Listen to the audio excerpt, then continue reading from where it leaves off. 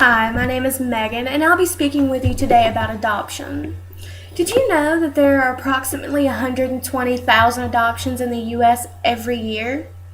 But before I begin on that, I'd like to ask you just one more thing. Did you know that about half of all women in the U.S. have an unplanned pregnancy at some point in their life? As with any pregnancy, you have three different choices: adoption, abortion, or parenting. You must ask yourself these questions before you decide what's best for you, though. Am I ready to be a parent? Can I afford to be a parent? Do I feel I'm too young and immature to do this? Do I feel adoption would be the best chance at life for my child? Adoption is a permanent legal agreement in which you agree to place your child in the care of another person or family. When most people think adoption, or most women, their thoughts tend to lead directly to, will I ever see my child again? Or I could never give my child to strangers.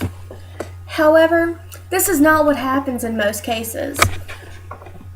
When taking adoption into consideration, you must think that you have many different options. For instance, there are two different types of adoption. They are both open and closed. Open adoptions happen when the birth parent and the adoptive parents have contact. With this option, you can choose your own parents. You can find out things about them so you feel as if you'd made the right decision for your child. You can also choose to have a type of relationship with the adoptive parents so you can be a part of the child's life. This involves visits, phone calls, and pictures. And there's also a closed adoption. It's also called a confidential adoption. This is where the birth mother and the adoptive parents have no information about one another. So whether you choose to get to know the family or not know anything at all about them is completely up to you. When deciding on how to go about the adoptions, you also have choices, such as going to an agency, doing the adoption on your own with a personal lawyer, or letting a relative adopt your child. No matter which way you choose, all adoptions must be approved by a family judge in a surrogate court.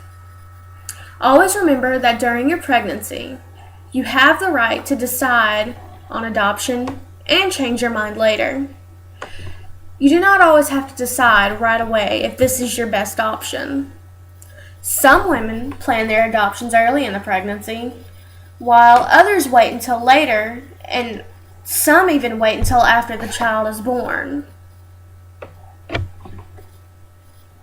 No adoption is final until after the child is born and the papers are signed.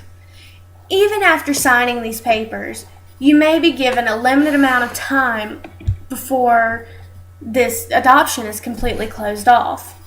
Therefore, you can change your mind. However, many people, as in couples or women, and even some cases men, feel this was the best option, knowing that their children are loved and being taken care of. Just remember that if you do decide to adopt, you're giving a family the child they could not have. One of the most common reasons for adoption is infertility. So, going back over my main points, you can choose adoption, you can choose abortion, or you can choose parenting. But when choosing adoption, you're always giving a life to a child, and in some cases, making the life better. You can always decide what is best for you. And that just always know that you have the right to change your mind. And that you are truly blessing another child if this is what you decide. But most important out of all of this is that only you can decide what's best in your case and for your child. Thank you so much.